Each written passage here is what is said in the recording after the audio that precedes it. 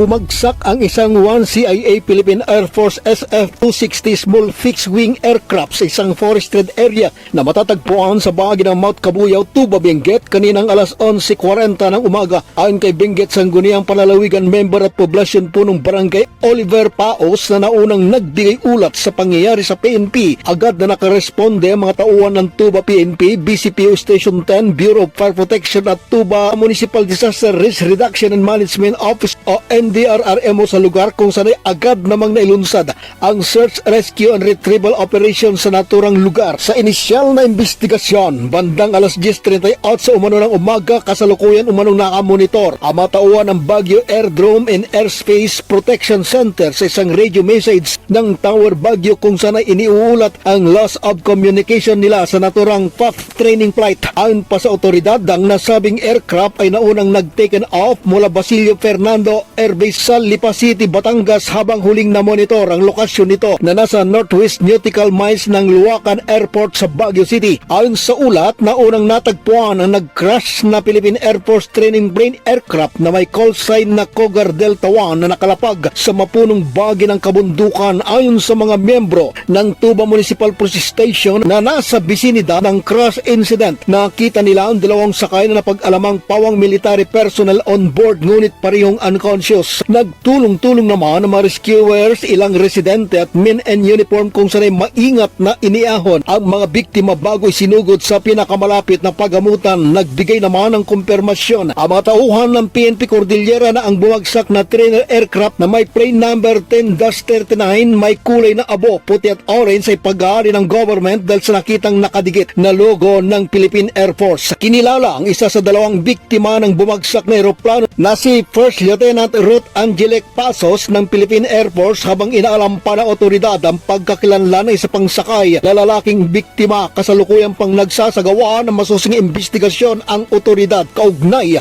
sa pagkakabagsak ng naturang aircraft. Mula sa lalawigan ng Benguet, Fred Roluda para sa Mata ng Agila, Northern Luzon.